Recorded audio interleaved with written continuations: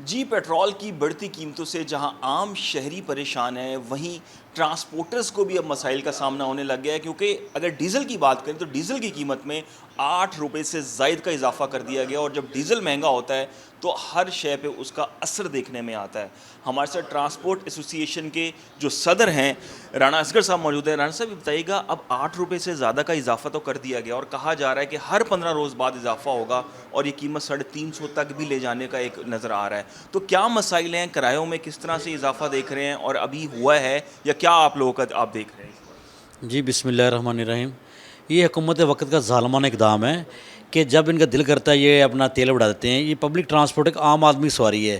عام آدمی کو یہ سہولت تو دے نہیں سکتے، کبھی بجلی کے بل مہنگے کر دیتے ہیں، کبھی ان کے منہ سے نوالا روٹی کے چھین لیتے ہیں۔ اب ان کی سواری ہے جو عام دنوں میں سفر کرتے ہیں، وہ اپنا کاروبار کے لیے جاتے ہیں، وہ بھی چھینا جاتے ہیں۔ ظاہری بات یہ ہے جب یہ تیل بڑھائیں گے تو ہماری مجبوری ہے، ہمیں کرایہ بڑھانا پڑے گا۔ اس سے ظاہری بات ہر بندہ پریشان ہوتا ہے، ٹرانسپورٹر پریشان ہوتا ہے، ایک عام آدمی پریشان ہوتا ہے۔ خدا را میری حکومت وقت سے اپیل ہے کہ اس جو آپ نے رویہ اپنایا ہے، اس رویے پر نظر ثانی کریں۔ آپ پیپلز پارٹی اور نون لیگ کی گورنمنٹ ہے، آپ نے بڑے وعدے کیے تھے عوام کے ساتھ، ٹرانسپورٹروں کے ساتھ، اپنی حکومت اپنے ٹوٹل عوام کے ساتھ کہ ہم آپ کو اچھا ریلیف دیں گے۔ آپ ریلیف دینے کی بجائے آپ نے الٹا ظالمانہ اقدام شروع کر دیے ہیں۔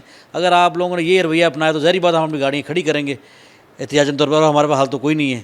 ہم یہ تو نہیں کہہ سکتے کہ ہم فلاں کام ہم یہ ضرور کریں گے، انشاءاللہ اپنی گاڑی پر کھڑی کر دیں گے۔ اچھا رانا صاحب یہ بتائیے گا کہ اب جیسے یہ پیٹرول جس طرح سے بڑھ رہا ہے، اس سے کاروبار پہ کتنا اثر دیکھنے میں آ رہا ہے مہنگائی کی وجہ سے اوور آل، اور اگر اور یہ 15 دن بعد مزید 10-15 روپے بڑھ جاتے ہیں تو ٹرانسپورٹ کا سفر بھی کم ہوتا ہے، نقصان اس کے حوالے سے تھوڑا سا بتائیے۔ جی جس طرح یہ تیل بڑھتا ہے اس کا افیکٹ تقریباً ٹرانسپورٹ ہر چیز پہ پڑتا ہے، کیوں اس کا آئل بڑھتا ہے، ٹائر بڑھتے ہیں، پارٹس بڑھتا ہے، اور اس سے سب سے بڑا نقصان ٹرانسپورٹروں کا ہو رہا ہے اور حکومت وقت کا بھی ہوتا ہے۔ جہاں ہماری گاڑی 100 بس سے جا رہی ہے 100%، وہ تقریباً 70% پہ آ جاتی ہیں۔ ہم کھڑی کرنے میں مجبور ہیں، جب ہمارا آئل تیل ہی نہیں پورا ہوگا تو ہم کیسے چلائیں گے؟ کو ہمیں سبسڈی تو گورنمنٹ نہیں دیتی، الٹا گورنمنٹ کو ہم ٹیکس دیتے ہیں، روڈ کی مد میں، ٹول ٹیکس کی مد میں، ڈیلی کی مد میں، فٹنس کی مد میں، اور ڈیلی ڈیزل کی مد میں ہم جو دے رہے ہیں ان کو ٹیکسز۔ میرے خیال یہ چاہیے کہ حکومت وقت کو کہ اس ادارے کو سبسڈی دیں، مگر انہیں سبسڈی دینے کی بجائے اس ادارے کا بیڑا گرک کر رہی ہے حکومت۔